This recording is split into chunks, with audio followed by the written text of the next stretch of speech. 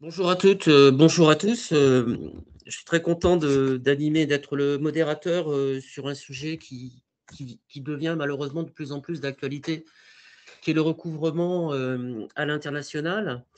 Donc pour cela, nous accueillons trois spécialistes dans le domaine chez Allianz, Message Cambi qui est responsable arbitrage export, Dorothée Anestis qui est responsable de l'agence du recouvrement export, et Anna Choukoulashvili, qui est juriste contentieux international dans la cellule de recouvrement export. Donc, il est clair qu'avec tous les mouvements qu'il y a eu et qu'il va y avoir encore, il est important de poser déjà un cadre, et Bessa va nous poser ce cadre et analyser les exportations françaises, où elles se passent, sur quel pays, sur quel secteur d'activité, les risques et aussi les opportunités, pour après développer des bonnes pratiques en termes de recouvrement international qui sont d'autant plus importantes dans un contexte beaucoup plus complexe et avec la survenance je dirais, de risques beaucoup plus importants sur 2022 et surtout sur 2023, hein, puisque un certain nombre de pays vont entrer en récession avec 2 trimestres consécutifs à croissance négative. Donc ça a forcément des conséquences et vont nous rappeler des bonnes pratiques essentielles en termes de recouvrement international et qui sont extrêmement utiles, bien évidemment, pour les credit managers qui peuvent être confrontés à des situations totalement nouvelles, importantes, impactantes pour l'entreprise et qui ont besoin de conseils en la matière. Donc c'est pour ça que ce webinaire a été fait et je suis content qu'il puisse effectivement se dérouler. J'espère qu'il va vous apporter un certain nombre d'enseignements et n'hésitez pas à poser des questions dans le chat, pardon, pour pouvoir échanger et développer des points. Voilà, donc je donne la parole à Bessa qui va nous exposer le cadre actuel, futur, de l'international et de ses risques. Oui, bonjour à toutes et à tous. Donc, Bessage Cambi, je suis responsable effectivement de la souscription au risque pour Allianz Trade France à l'international, ce qui veut dire exclusivement effectivement sur les différents acheteurs que vous pouvez avoir à l'international et les différentes activités à l'exportation. Donc effectivement, aujourd'hui, notre thématique principalement, c'est effectivement constater, en tout cas, mettre des chiffres en face des phénomènes actuels, c'est-à-dire qu'effectivement, depuis février, on a une crise qui est très marquée par le conflit russe en Ukraine et effectivement, après une période Covid où effectivement on se disait on va pouvoir, grâce aussi au soutien de l'État, sortir de ceci et puis rattraper justement le temps perdu ou en tout cas le temps suspendu pendant cette période où on a vécu sous cloche. Et au moment où effectivement on commençait à avoir cette reprise économique et cet optimisme, on va dire, février a marqué le pas sur ce qu'on appelle aujourd'hui effectivement un changement de cycle. Pourquoi? Parce que c'est un conflit, une guerre en fait, qui a effectivement exacerbé des difficultés et qui a effectivement mis en lumière des difficultés au niveau international. Ceci étant dit, pour poser le cadre aujourd'hui, on va commencer quand même par plutôt un panorama sur les exportations françaises pour dire qu'il y a quand même déjà des pays, des marchés encore à saisir sur 2022-2023, pour ensuite effectivement faire un diagnostic un peu plus macroéconomique, mondial et français sur les difficultés actuelles des entreprises et sur ce qu'on prévoit en termes de croissance et PIB et exportation, en tout cas commerce international sur 2023. Donc la première slide, effectivement, on est sur les exportations françaises sur le premier semestre 2022.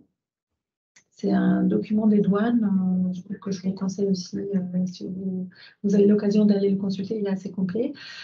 Qu'est-ce que ça nous montre? Ça nous montre qu'effectivement, entre un deuxième semestre 2019 et un premier semestre 2022, effectivement, on a repris, on a gagné des parts de marché, en tout cas, on a rattrapé des parts de marché à l'exportation. quels sont les pays les plus dynamiques? Ben, effectivement, on reste historiquement sur l'Union européenne. C'est aussi à l'image des engagements, si je dois faire un parallèle avec notre activité, des engagements que nous portons actuellement, ou en tout cas les demandes que nous recevons de nos assurés. Ben, c'est vrai qu'en premier lieu, on retrouve l'Allemagne, suivi de l'Espagne. Troisième, quatrième place, c'est l'Italie et la Grande-Bretagne aujourd'hui. En Grande-Bretagne, où effectivement, il y a aussi des problématiques qu'on a vues récemment sur la crise politique, sur les décisions budgétaires très contestées et qui ont été revues par ailleurs très récemment. Donc cette portée, ce dynamisme qui est porté effectivement par l'Union européenne va être suivi effectivement par l'Amérique du Nord, un peu d'Europe, donc centrale ou de l'Est, mais on reste fondamentalement assez Europe. C'est vrai que l'autre zone un peu grise, on va dire Afrique, Amérique du Sud, Amérique centrale, on est plutôt en recul. Pourquoi? Parce qu'on le voit aussi de l'actualité, de la géopolitique, des difficultés effectivement qu'on a aussi à consolider ou à gagner de nouvelles parts de marché, et puis un choix stratégique qui est fait aussi par les exportateurs. On va privilégier des zones qu'on connaît bien, des zones où effectivement notre prospection est déjà faite, on est déjà mature, plutôt qu'aller explorer des zones où on a aujourd'hui des problématiques très marquées, géopolitiques, économiques ou sociales. Du coup, après, si on doit parler en termes de marché, une fois qu'on a parlé en termes de pays, qu'est-ce qu'on prévoit? Alors là, effectivement, chez nous, nos économistes nous ont fait un panorama des gains qu'on pourrait voir entre 2022 et 2023 en milliards d'USD, on est ici, ok? Effectivement, quels sont les marchés qui vont être les plus porteurs, ou en tout cas qui vont gagner de l'exportation, ou en tout cas du chiffre? C'est plutôt tout ce qui est équipement de transport, agri-food, automotive et IT. Donc, vous voyez un peu les marchés plus porteurs. Et à contrario, les marchés où effectivement on va être plutôt en recul, c'est tout ce qui est électronique, papier, construction ou autres textiles, et c'est aussi à l'image de ce qui se passe aujourd'hui en termes d'activité ou de grosses défaillances. Ensuite, sur la partie, donc vous, les entreprises qui exportez, on en est où? Vous voyez ce graphe qui est assez explicite, qui est sur une base plutôt trimestrielle. On le voit qu'effectivement le nombre d'exportateurs français, il est très dynamique et il est à son plus haut niveau depuis 20 ans. Et ces nouvelles entreprises exportatrices, effectivement, elles vont effectivement, encore une fois, être plutôt vers l'Union européenne, mais elles vont aussi explorer d'autres marchés avec leurs produits et leurs services. Donc, c'est quand même ici un bon message, on va dire, de la dynamique de l'exportation française. Une fois qu'on a dit ça, effectivement, il est intéressant aussi de voir dans quel contexte macroéconomique on va évoluer. Donc, il y a effectivement des parts de marché à prendre, il y a effectivement un appareil qui est dynamique. Maintenant, quels sont effectivement les risques, ou en tout cas les prudences à avoir dans ce contexte macroéconomique? Effectivement, on va balayer un petit peu, à commencer par le PIB, les prévisions de croissance du PIB. Alors, vous voyez la France en jaune ici. C'est vrai qu'en entrant en récession, que ce soit les US ou l'Europe, ça sera plus marqué quand même sur l'Europe. Pourquoi? Parce que les États-Unis, suite à cette crise énergétique, les exportateurs nets d'énergie, ce qui va leur permettre de bien aussi booster le PIB. On le voit aussi avec d'ailleurs l'Arabie Saoudite, ou en tout cas avec d'autres pays du Golfe qui font partie de l'OPEP, qui effectivement vont pouvoir booster leur croissance grâce à cet excédent de valeur en termes et de volume en termes d'énergie. D'accord. En Europe, effectivement, on va rentrer en récession. On est quand même, on est surtout avec les derniers événements, on l'a vu avec Camaïeu par exemple, sur la fin du quoi qu'il en coûte. Néanmoins, sur l'énergie, que ce soit en France ou en Europe, on est en train de prendre des mesures pour aider le tissu économique, l'industrie européenne et française. On l'a vu aussi avec l'Allemagne, hein, qui effectivement a mobilisé des milliards d'euros pour pouvoir aider son industrie. En France, on a vu des aides, mais qui doivent encore être concrétisées, renforcées, mais en tout cas, on commence déjà à soutenir la demande via des aides à la pompe et l'industrie. On l'a vu qu'effectivement, récemment, on a des difficultés qui se sont accélérées avec des sites industriels qui font le choix de fermer plutôt que de continuer et produire à perte, puisque le coût de l'énergie devient très problématique. Donc tout ceci va dépendre effectivement des mesures fortes qui vont être prises en Europe et dans chacun des pays après, et de l'efficacité, parce qu'effectivement, j'ai vu des cas où il y a eu des aides, mais qui n'ont pas forcément eu les impacts directs, ou en tout cas souhaités pour soutenir le tissu. Or là, on attend effectivement un geste fort et très efficace directement sur le tissu industriel européen.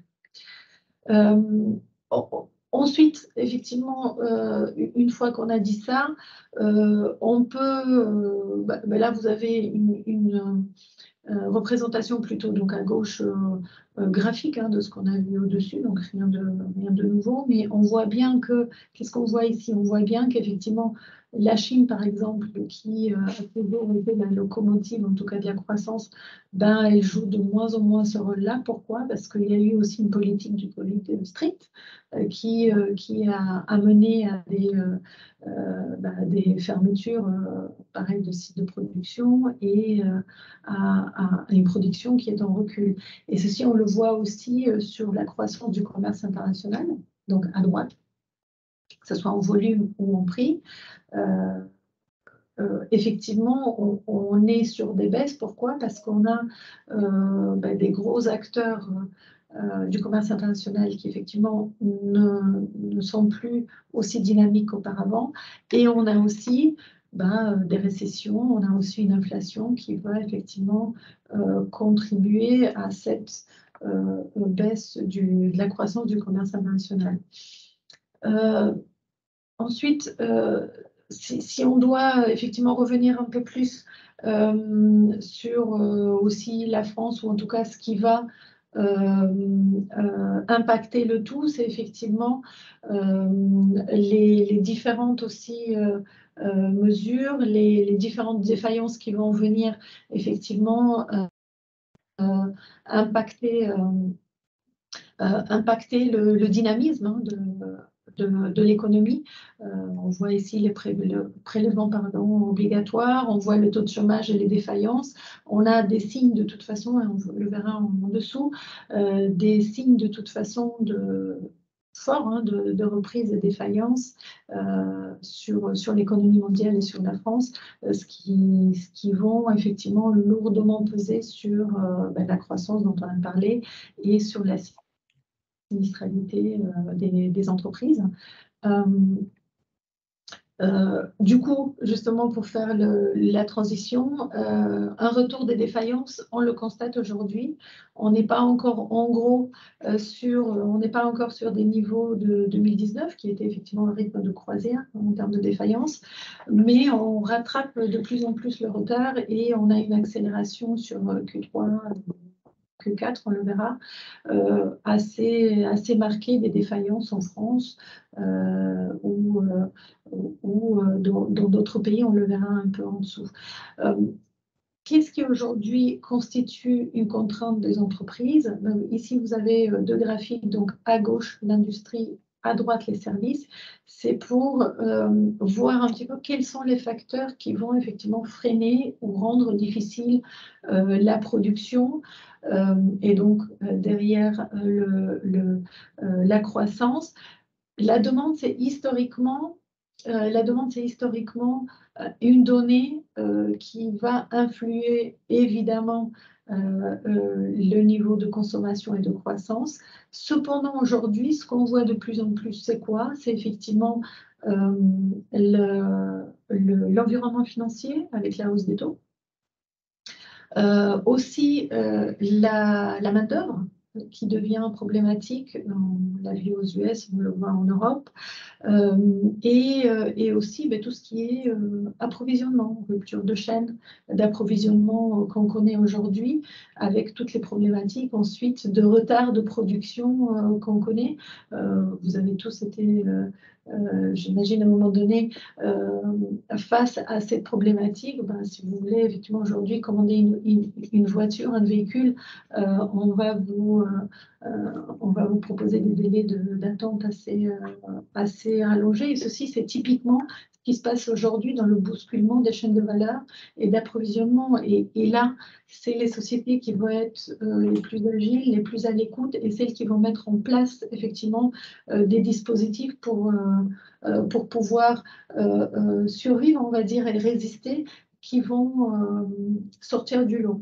Aujourd'hui, quand on parle de changement de cycle, c'est effectivement le fait qu'on est passé pour les entreprises d'une situation de cash saving. Pourquoi cash saving? Parce qu'en France, on a eu, en Europe, on a eu du PGE, on a eu effectivement des prélèvements sociaux qui ont été à un moment donné suspendus, étalés, des loyers, vous l'avez vu, dans le commerce, qui effectivement ont été aussi gelés. Pourquoi? Pour pouvoir permettre aux entreprises de se conserver pendant cette période de Covid. Aujourd'hui, ce quoi qu'il en coûte prend fin. Aujourd'hui, tout reprend à la normale, sauf qu'effectivement, on a un élément de taille qui est donc cette crise énergétique, cette inflation qui s'installe. Et du coup, à partir de là, les sociétés vont aussi changer de cycle. Donc, ce matelas de trésorerie qu'on a pu se constituer ou conserver pendant le Covid, aujourd'hui, on va le brûler. Pourquoi on va le brûler? Parce qu'effectivement, il faut faire face à cette crise. Il faut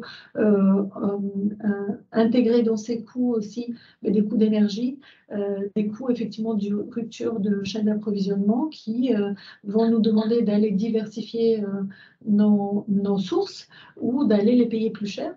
C'est ce qu'on a vu depuis le début de l'année et ce qui va venir affecter effectivement ce tissu et ce niveau de production. Ensuite, effectivement, ce qu'on vient de dire, c'est les marges des entreprises qui sont sous pression. On le voit donc par exemple à gauche, vous avez un graphique qui vous montre les délais de paiement et les marges des sociétés. Vous le voyez que d'une année à l'autre, alors effectivement, on est sur des paiements qui se détériorent et des marges qui sont effectivement en baisse.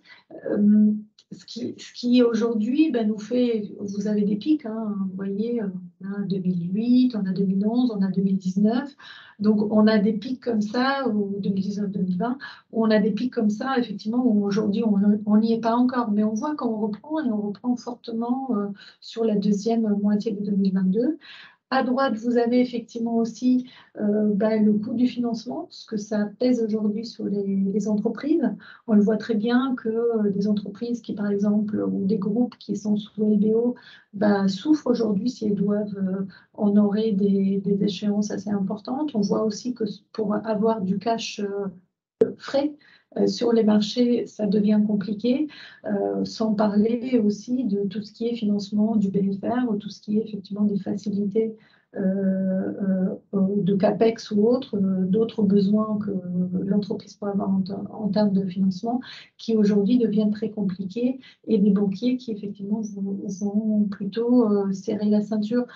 L'argent aujourd'hui commence effectivement à coûter cher aux entreprises et à contraindre à faire des choix et à prioriser effectivement ces budgets pour 2023. Ensuite, Tout ça pour effectivement arriver à des niveaux de défaillance. Alors aujourd'hui, à gauche, si on voit à gauche, aujourd'hui effectivement, dans le grand ensemble, en Amérique, enfin les Amériques en tout cas du Nord, Chine, on n'est pas encore au niveau de défaillance d'avant-crise. Cependant, ça s'accélère. En Europe, même si on prend la France, effectivement, on accélère le niveau de défaillance. On n'y est pas encore au niveau de 2019, mais ce qu'on observe aujourd'hui et ce qu'on a vu auparavant, l'argent cher, l'inflation, les exportations qui certes sont toujours dynamiques, mais qui rencontrent de plus en plus des défis au niveau macroéconomique, vont effectivement, des délais de paiement qui se rallongent, vont effectivement avoir une incidence de plus en plus rapide sur l'augmentation des défaillances. À droite, vous avez un graphique qui vous montre un peu, il vous montre un peu les cas de défaillance, les gros cas de défaillance dans le monde, ce qui montre qu'effectivement, la tendance elle est à la hausse. Encore une fois, on n'est pas à des pics qu'on a pu connaître auparavant, mais quand même, on n'y est pas loin. Et ça touche des entreprises. Là, par exemple, la barre bleue, qui est la plus importante sur le PIB 2022, c'est des entreprises qui font entre 50 millions et 100 millions de dollars de chiffre d'affaires. Donc, c'est vrai qu'on est de plus en plus attentif et on regarde de plus près comment ce cycle économique va impacter les entreprises et ce que ça va avoir d'effet derrière. On parle de défaillance, on parle de délai de paiement et du coup, évidemment, ce qu'on naturellement pense, c'est après comment on va se retrouver aussi en termes d'impayés, en termes de politique de crédit management de chaque entreprise. Donc à partir de là, je laisse peut-être la parole aussi à mes collègues pour vous donner quelques tips sur comment prévenir les impayés. Oui, ce qui va être intéressant, merci Bessa. Ce qui va être intéressant, c'est que Dorothée et Anna voient si elles ont déjà les mêmes signes ou pas dans les dossiers qui arrivent chez elles et qu'elles gèrent, ou est-ce que c'est encore un peu tôt, et quelles sont les caractéristiques actuelles, et donc c'est l'approche qu'il faut adopter pour être le plus efficace possible en termes de recouvrement. Voilà, donc je vous laisse la parole à toutes les deux. Merci Eric, bonjour à tous. Donc Dorothée Anestys, responsable de l'agence de recouvrement Export. Je suis accompagnée d'Anna Chakulashvili, qui est juriste contentieux international au sein de l'agence. Donc en guise d'introduction, simplement vous dire que l'agence de recouvrement Export, c'est effectivement une équipe pilote qui est basée à Paris, qui est composée de juristes contentieux internationaux et qui travaille main dans la main avec notre réseau d'entités locales à travers le monde, ainsi que nos différents partenaires et correspondants export qu'on peut avoir, y compris dans les pays où nous n'avons pas d'entité locale. Donc effectivement, ce qui est très, très important avant d'en arriver au recouvrement, c'est la prévention des impayés. Quelle posture adopter, quels sont les bons réflexes afin de prévenir ces impayés et éviter justement d'en arriver au recouvrement. Donc quelques indications par rapport à ça. En premier lieu, un élément très important, ce sera toujours de bien connaître, de bien vérifier l'identité de son client, d'un acheteur, notamment dans le cadre des premières commandes. C'est vrai que c'est quelque chose qui paraît de prime abord assez évident. Mais voilà, on voit parfois dans le cadre de premières commandes des fournisseurs qui n'ont pas énormément d'informations sur leurs acheteurs. Et ça peut générer des situations un peu délicates en termes de recouvrement. Si on en arrive à ce stade-là, ce sera assez difficile de le mettre en place. Donc, ça passe par vraiment ne serait-ce qu'une recherche, soit via son réseau professionnel, sur Internet, vérifier des éléments, de quelle façon est-ce que la société passe commande, est-ce que c'est par un mail, est-ce que c'est vérifier la crédibilité de la société en face. Il y a des éléments d'alerte, par exemple, en termes de prise de commande et de livraison, si on demande à ce que la livraison ait lieu dans un pays qui est différent de celui de la facturation, c'est un point d'alerte, c'est quelque chose qu'on voit à titre d'exemple en Afrique subsaharienne, au Kenya, des commandes qui sont prises par le Kenya, mais l'adresse de livraison est en Ouganda. Dans ces cas-là, c'est très souvent des cas de fraude. Donc voilà, c'est un exemple comme un autre, mais qui démontre bien l'importance, encore une fois, surtout dans le cas des premières commandes, de bien vérifier l'identité de son acheteur.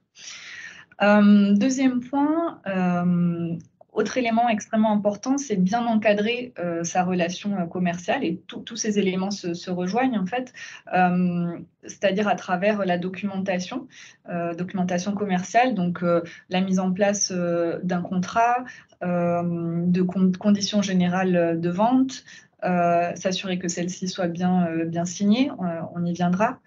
Bon de commande, bon de livraison, vraiment bien penser à encadrer, documenter et obtenir des documents signés de la part des acheteurs. Ensuite, effectivement, s'assurer, comme je le disais, que tous ces documents soient bien signés, et de la même manière, formaliser tous les échanges oraux par écrit. Là encore, c'est quelque chose qui semble assez évident, mais ce n'est pas forcément toujours le cas. On l'observe surtout dans certains secteurs d'activité, par exemple, je pense à l'agroalimentaire, où parfois les prises de commandes se font par téléphone. Et là, au niveau du recouvrement, c'est vrai que ça va être un frein si il y a eu des accords tacites qui se sont faits par téléphone et qui n'ont pas été confirmés derrière par un écrit. Donc toujours bien penser, même si, quand bien même il s'agit d'une relation commerciale établie avec un acheteur avec lequel on a l'habitude de travailler, c'est très important de tout formaliser par écrit, que ce soit un accord sur le prix, sur le produit, la quantité, voilà, parce que parfois, notamment lorsqu'il y a des changements au niveau de la commande, ça peut se faire très rapidement par téléphone, mais ce n'est pas forcément toujours confirmé derrière par un écrit, alors que c'est un élément de sécurisation très important.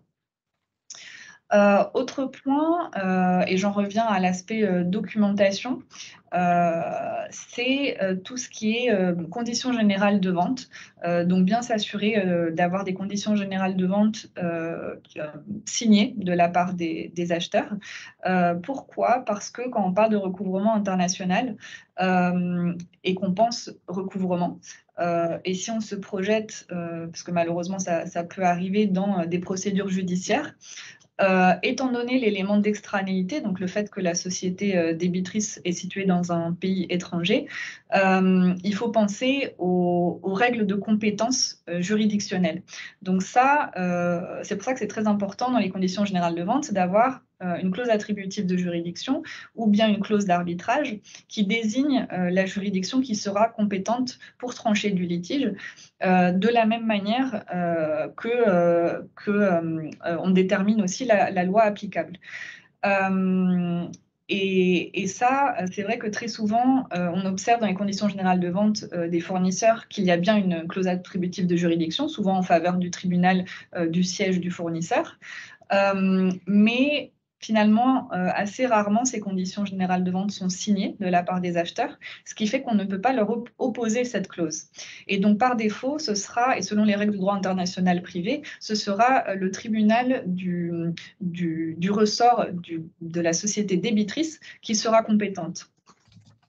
Donc voilà, c'est un élément à bien avoir en tête, parce que voilà, après, si on n'a pas cette clause en faveur d'un tribunal français qu'on peut opposer à une société débitrice, selon le pays de localisation du débiteur et du système judiciaire local, ce ne sera pas forcément toujours évident d'engager une procédure judiciaire.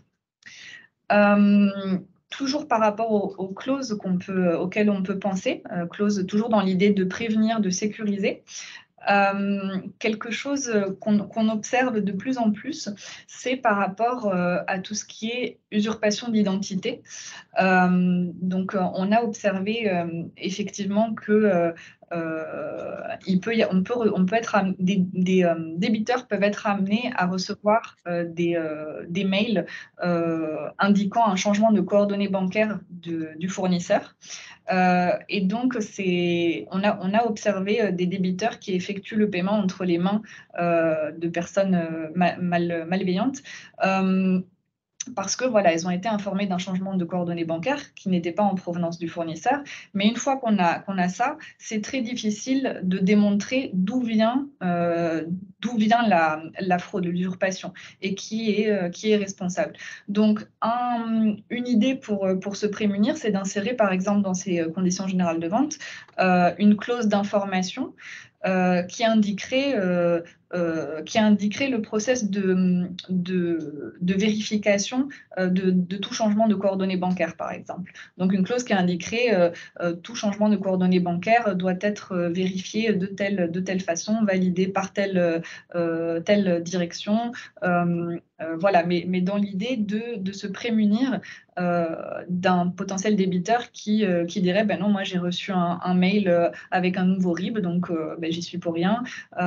Donc voilà, c'est un élément qui pourrait permettre de se protéger contre ce risque-là.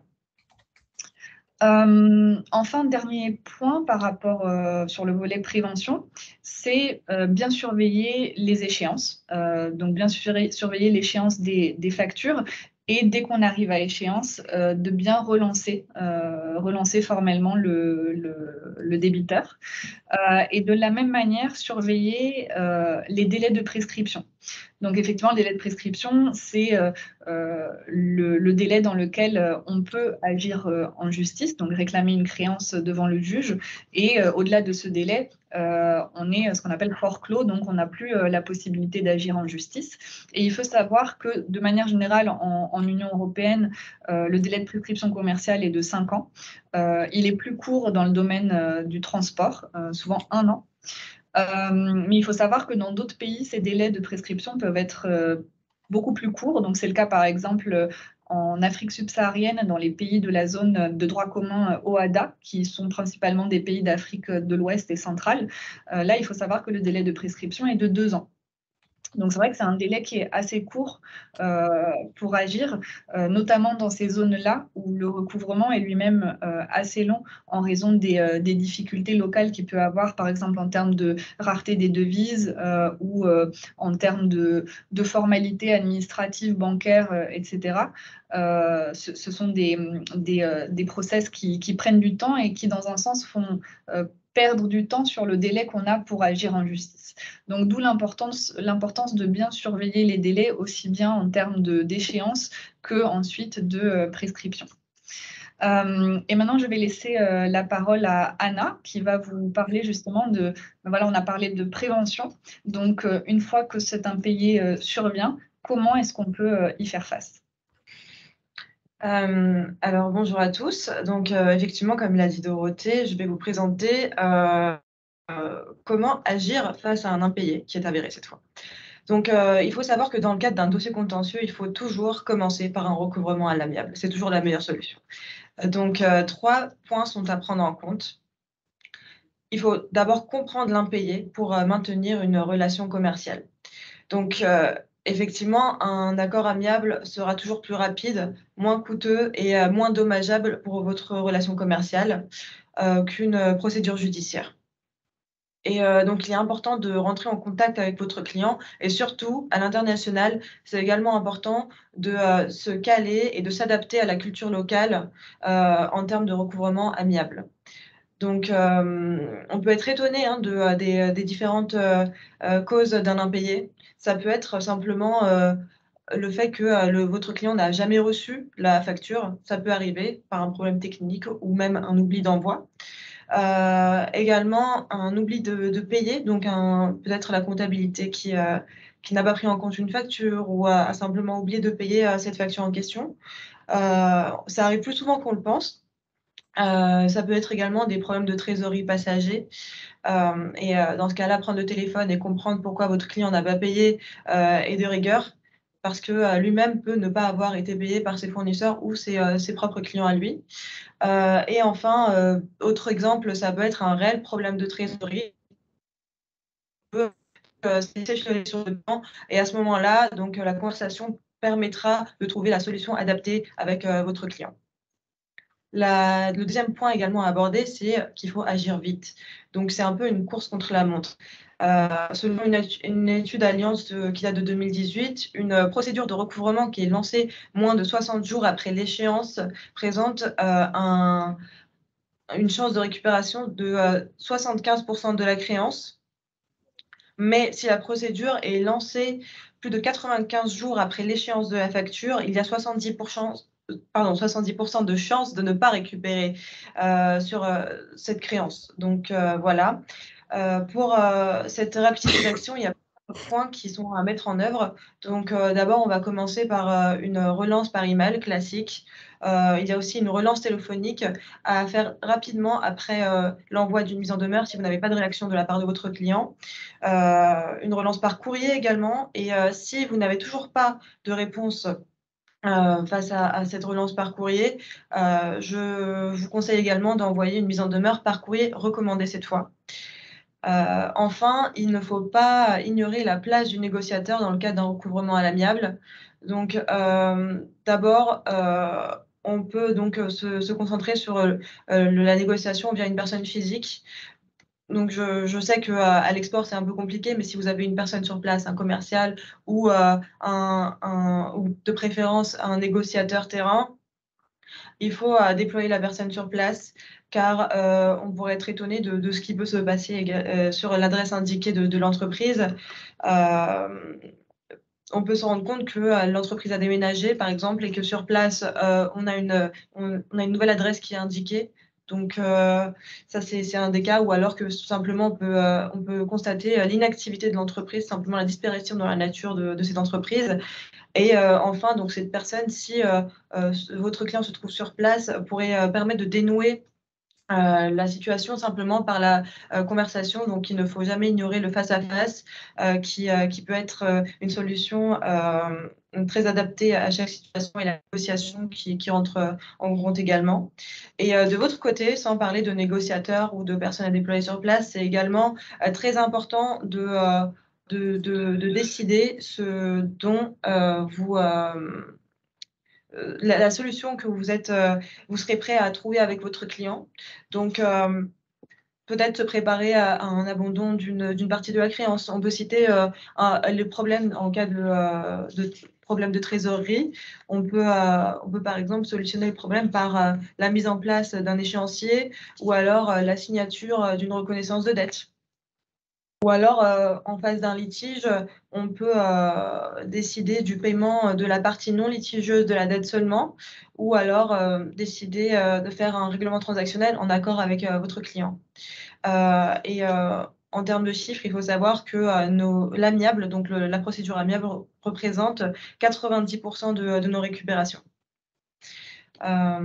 Voilà. Ensuite, si l'amiable échoue, malheureusement, il faudra envisager, et j'insiste sur le mot envisager, une procédure judiciaire, donc un recouvrement par voie d'une action en justice. Il y a plusieurs choses à prendre en compte parce qu'il ne faut pas oublier qu'une procédure judiciaire peut être longue et coûteuse et peut également être très non familière en fait par rapport à un système interne français en fonction de où se trouve votre client dans le monde. Donc, On peut commencer donc par une analyse de la situation financière. Donc, il est important d'avoir une visibilité sur la solvabilité de votre client, car sans cela, même si vous obtenez reconnaissance de vos droits, si vous n'avez pas en amont déterminé la solvabilité de votre client, votre titre, donc votre reconnaissance des droits ne vous servira à rien parce que vous ne pourrez pas récupérer l'argent qui vous est dû. Ensuite, en plus de ce côté financier, il faut également analyser le contexte local. Donc, le coût d'une procédure judiciaire peut être très élevé et dans certains pays même dépasser en fait le montant de la créance. Donc, bien se prémunir par rapport au contexte local.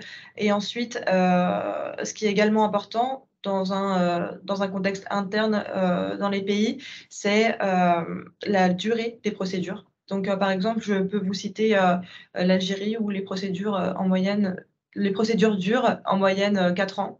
Donc, à savoir si vous êtes prêt à vous engager pendant 4 ans dans une procédure judiciaire. Ensuite, pour rester dans un contexte local, le cadre législatif des États diverge quant aux pièces justificatives de la créance.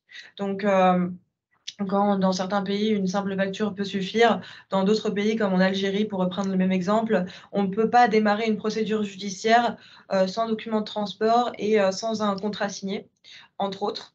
Donc, oui, le cadre législatif est assez strict quant aux pièces demandées pour démarrer une procédure judiciaire. Et donc, je rejoins Dorothée sur le fait que de se prémunir en amont de toutes les documentations et d'avoir le plus de documentation signée est toujours une bonne chose, est toujours une chose à faire.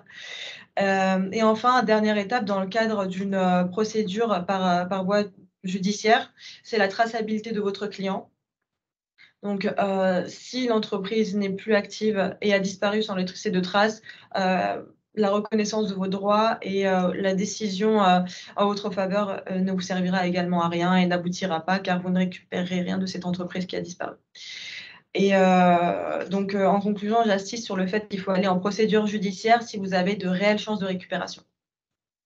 Enfin, on voulait vous mettre en pratique et vous montrer comment nous, en interne, on procède à un recouvrement efficace. Donc, comme je vous le précisais, la rapidité d'action. Donc, il faut savoir que de 75 jusqu'à 60% des créances se font dans les 5 premiers mois. Dès la réception de vos dossiers, on se rapproche de vos clients et on entame des actions multiples auprès d'eux, donc dont ceux que j'ai pu vous citer précédemment. La proximité également, comme j'ai pu vous l'évoquer, pour nous, le rôle du négociateur est clé. Nous avons des négociateurs terrain dans multiples pays auxquels donc nous demandons d'effectuer des visites aux adresses de vos clients et souvent donc ça permet de débloquer une situation. Et enfin, on se concentre également sur l'expertise locale. On a 400 spécialistes et une équipe dédiée à Paris, donc la nôtre à l'export, pour un recouvrement au plus proche de la culture de votre client, mais également pour une expertise de la législation locale.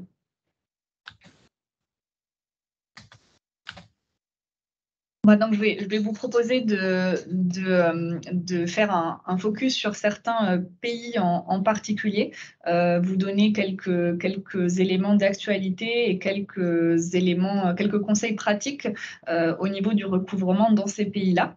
Donc, je vais vous parler principalement de l'Italie et de l'Espagne, et Anna vous parlera de l'Allemagne et du Royaume-Uni. Donc, par rapport à... Je ferai le lien entre l'Italie et l'Espagne parce que en termes d'environnement de recouvrement, les bonnes pratiques se rejoignent. Mais voilà, simplement en accroche. En Italie, il faut savoir qu'actuellement, comme vous le savez sans doute, il y a un nouveau gouvernement qui vient d'être mis en place. Donc, on attend de voir les mesures qui seront prises par rapport aux entreprises, parce que c'est vrai que notamment les très petites entreprises souffrent beaucoup de la hausse des prix de l'électricité. Et il faut savoir qu'en Italie, il y a énormément de très petites entreprises qui ont dû mettre la clé sous la porte en raison des factures d'électricité qu'elles ont pu recevoir, qui étaient de l'ordre du double par rapport à ce qu'elles recevaient avant. et voilà, elles sont très, très affectées et n'ont pas bénéficié n'ont pas bénéficié en fait de subventions par rapport à ça. Donc, on est en attente de voir les mesures qui seront prises en faveur des entreprises par le nouveau gouvernement. En Espagne, on a une situation également voilà, qu'on remarque, c'est par rapport au niveau très élevé de défaillance qui est survenu suite à la fin du moratoire qu'il y avait du fait du Covid. Donc, moratoire qui permettait aux entreprises, qui donnait un délai supplémentaire aux entreprises avant de se mettre en procédure collective. Donc, elles avaient jusqu'au 30 juin, mais depuis le 30 juin, elles n'ont plus cette possibilité-là. Et on a observé en septembre un niveau historique de défaillance et des sociétés qui sont rentrées, qui à peine entrées en procédure collective, ont été aussitôt dissoutes. Donc voilà en termes d'actualité. Après, en termes de recouvrement, que ce soit en Italie ou en Espagne, c'est vraiment très conseillé de s'en tenir au recouvrement amiable. Pourquoi? Parce que le recouvrement judiciaire dans ces pays-là est un peu plus compliqué dans le sens où les procédures sont assez longues. Les systèmes judiciaires sont relativement lents et surtout, ce sont des pays très formalistes, très procéduriers, où il y a beaucoup de formalités à accomplir pour pouvoir engager une procédure judiciaire.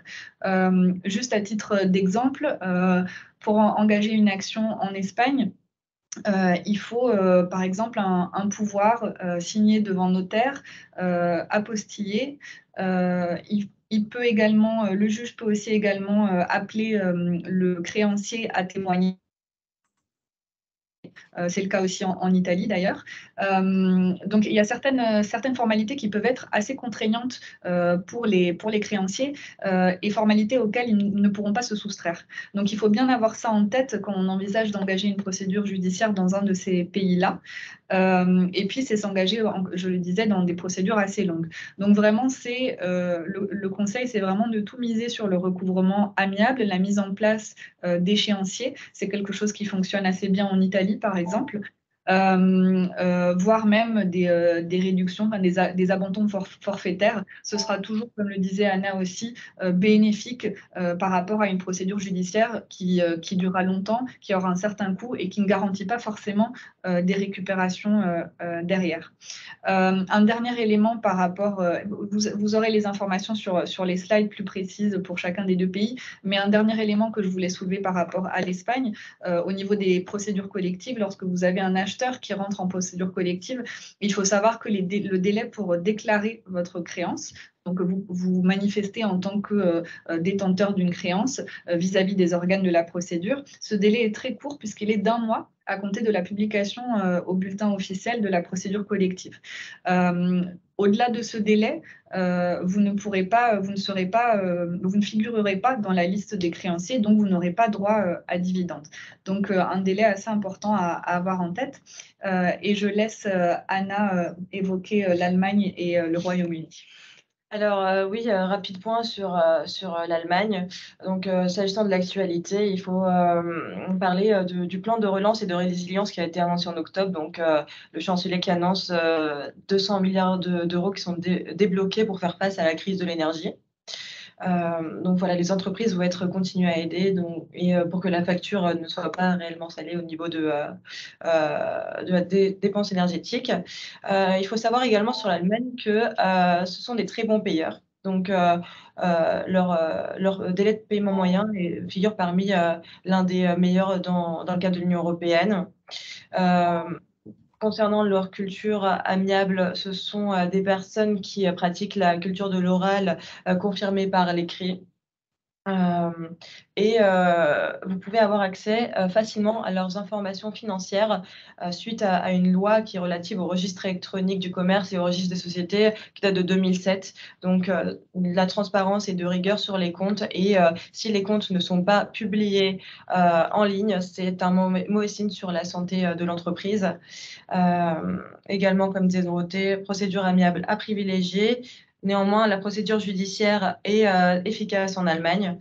Il y a de nombreuses procédures et beaucoup sont similaires à la France, donc vous risqueriez pas d'être perdu par rapport à une procédure judiciaire en Allemagne. Également, les transactions financières sont très fréquentes lors d'une procédure judiciaire en cas de litige. Concernant les procédures collectives ont la particularité d'être très longues en Allemagne. Elles peuvent aller de 3 à jusqu'à 10 ans ou plus. La procédure de liquidation, c'est la procédure collective par défaut. Et souvent, on ne récupère rien à la fin d'une procédure collective en Allemagne, pour information. S'agissant du Royaume-Uni, donc, cette fois, pour la disponibilité des infos financières, elle est fiable mais limitée. Donc, il faut savoir que les petites entreprises, par exemple les entreprises dont le chiffre d'affaires ne dépasse pas 6,6 26 milliards de livres par an, ne sont pas dans l'obligation de publier leurs comptes. Également, leur délai de paiement moyen est en augmentation. Et c'est ce qu'on pense être dû donc aux factures impayées de grande valeur. L'amiable également est à privilégier pour le Royaume-Uni. Le système judiciaire, néanmoins, est également très compétent au Royaume-Uni, mais attention, là, on est dans un système de common law. Donc, même s'il y a une partie de la législation qui découle de l'écrit, ce sont donc les juridictions supérieures et leurs décisions qui sont contraignantes, le plus souvent pour les juridictions inférieures. Et autre chose, suite au Brexit, il faut donc noter que il y a un avant et après Brexit pour la reconnaissance et la circulation et l'exécution des décisions qui seront rendues au Royaume-Uni. Donc avant le Brexit, il faisait partie d'un règlement qui uniformisait le système pour la reconnaissance des décisions de l'Union européenne. Les décisions autant de la France ou d'un autre pays État membre de l'Union européenne qui allaient au Royaume-Uni circulaient très facilement, sans exéquatur, sans besoin de faire reconnaître cette décision sur place. Mais après le Brexit, le Royaume-Uni est exclu de ce système et on revient en fait à un système de droit commun. Donc c'est la législation interne et les règles internes qui déterminent la reconnaissance des décisions dans chaque pays. Donc à prendre en compte avant d'entamer une procédure judiciaire au Royaume-Uni ou en France pour ensuite la faire exécuter au Royaume-Uni. Dans le cadre d'une procédure collective, il faut simplement noter qu'il n'y a pas de procédure extrajudiciaire ou ad hoc particulière. Et c'est un système qui est basé sur la protection des créanciers, même si plus récemment, une place importante est accordée à la sauvegarde des entreprises. Et enfin, on souhaitait remercier la FDCC de nous avoir permis de faire ce webinaire. Bah écoutez, merci. C'était vraiment extrêmement riche et passionnant au niveau de tous vos conseils et les informations que vous avez données, notamment en plus les fiches pays, c'est extrêmement intéressant puisqu'on voit que le recouvrement international, il est très différencié, vous l'avez dit, par rapport à chaque pays, même en Europe. Hein, ça peut, alors encore plus bien évidemment quand on sort de l'Union européenne, hein, on voit tous les freins et les contraintes supplémentaires.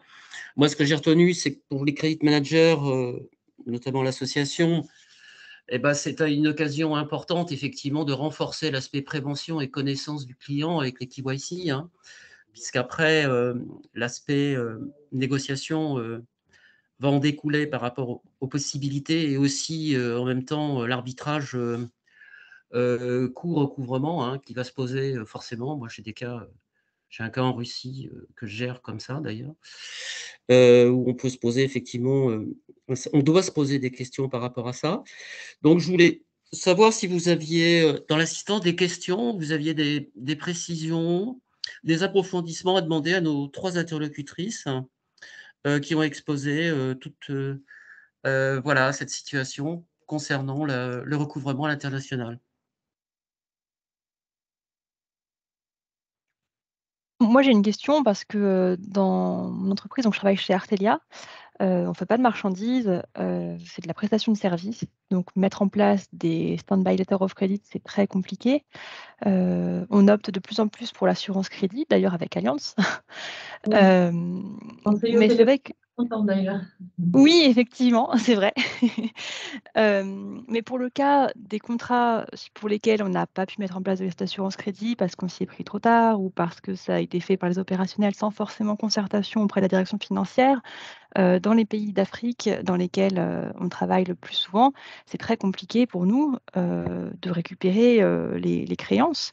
Alors certaines sont payées quelques jours après l'échéance, mais dans la majeure partie du temps, c'est un vrai travail de recouvrement total et on est heurté aussi régulièrement effectivement à ces formalités administratives, à ces lenteurs euh, totales hein, de chaque entité. Et donc, du coup, ma question, en fait, est simple. Qu'est-ce que vous préconisez pour un recouvrement vraiment efficace dans les pays d'Afrique du Nord ou d'Afrique subsaharienne quand on n'a pas pu mettre en place de solutions de sécurisation des paiements? Effectivement, je vous remercie pour votre question. C'est vrai que nous, au niveau du recouvrement en Afrique du Nord comme en Afrique subsaharienne, on repose sur nos correspondants en local.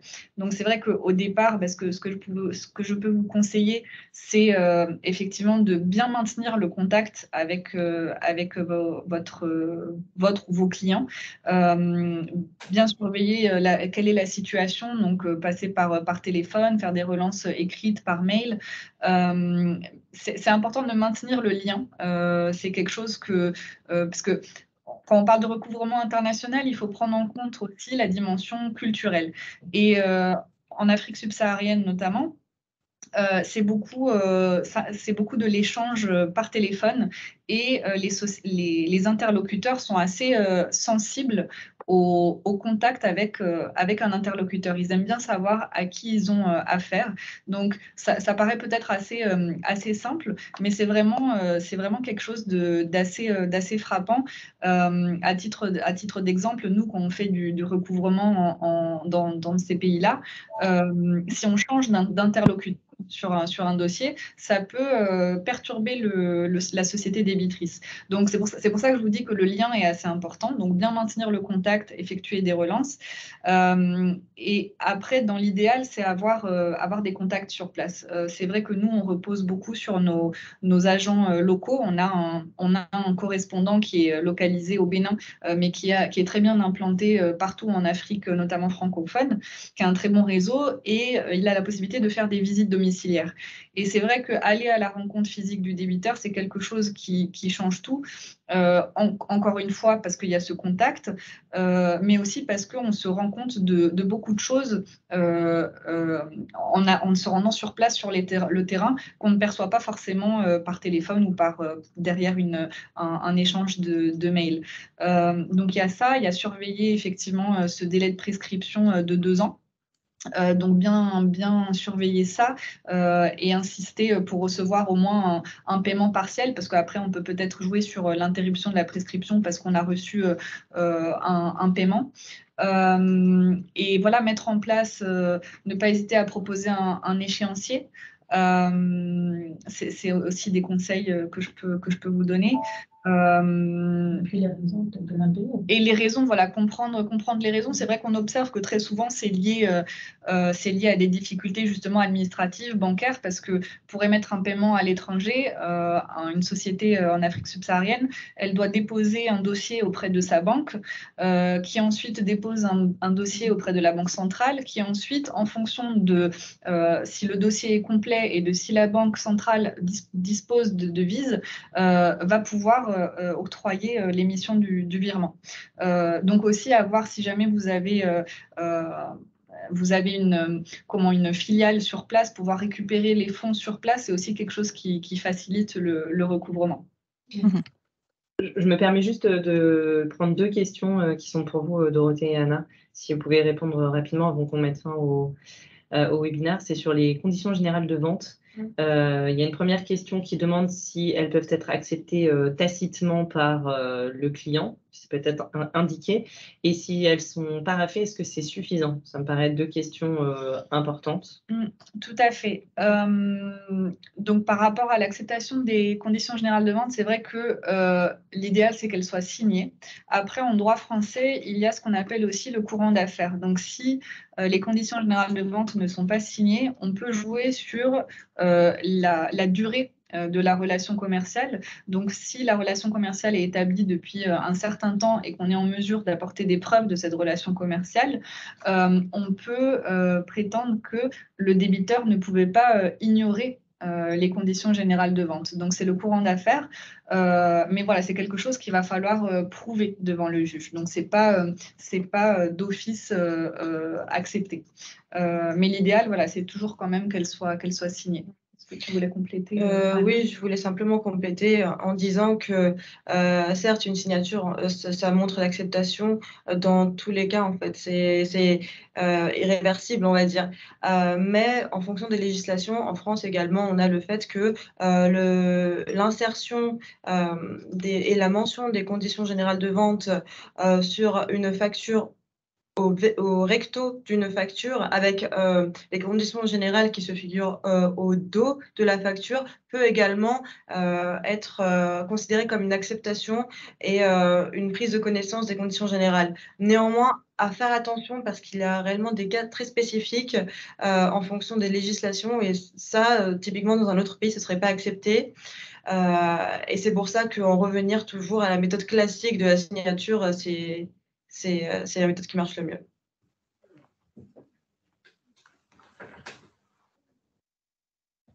Très bien, je vois qu'il n'y a pas d'autres questions. Non, je n'en vois pas. Est-ce que quelqu'un souhaitait s'exprimer, soit en témoignage, soit en question sur une expérience?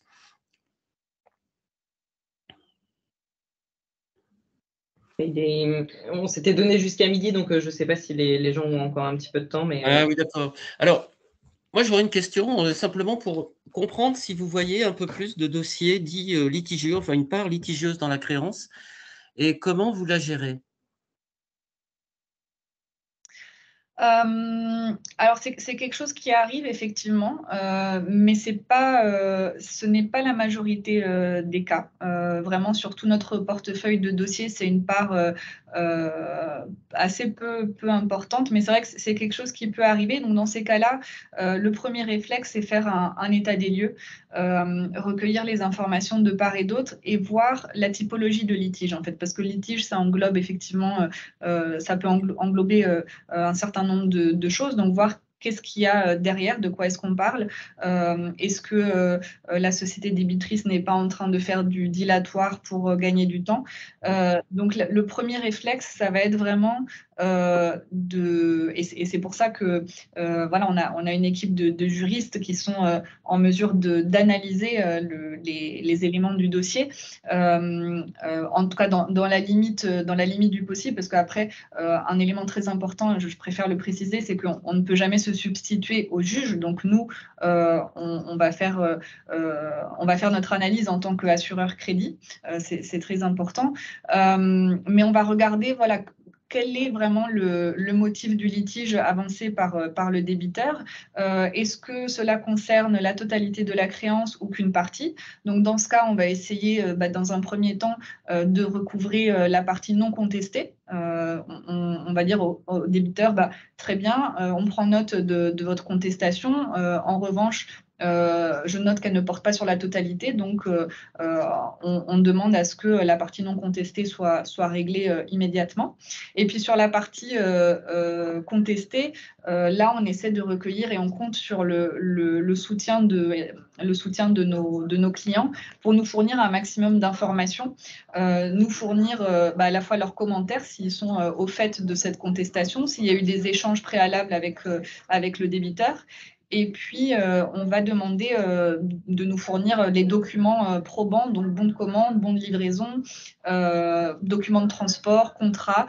Et on va toujours essayer de solutionner à l'amiable, dans la mesure du possible, le litige. Encore une fois, l'amiable, c'est vraiment la clé du recouvrement, d'autant plus dans les dossiers litigieux, parce que porter un litige commercial devant un tribunal, c'est vraiment encore plus complexe qu'un simple recouvrement de créances non contestées. Parce qu'il va falloir apporter des preuves, potentiellement réaliser des expertises, potentiellement des témoignages.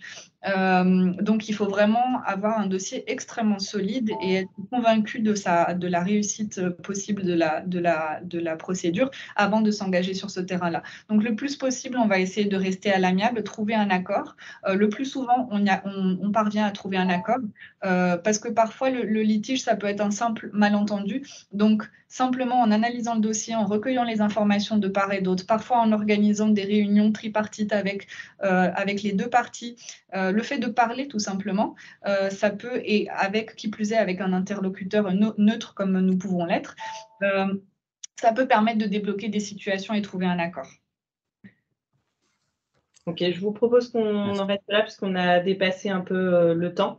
Donc, on fera parvenir les slides à la FDCC pour que vous puissiez vous y référer. Et puis, si vous avez d'autres questions, il ne faut pas hésiter à prendre contact avec nos expertes. Merci encore pour vos interventions et vos témoignages sur ce sujet qui est assez complexe. Merci beaucoup. Merci, Merci à vous. Merci. Au revoir. Au revoir, bonne journée.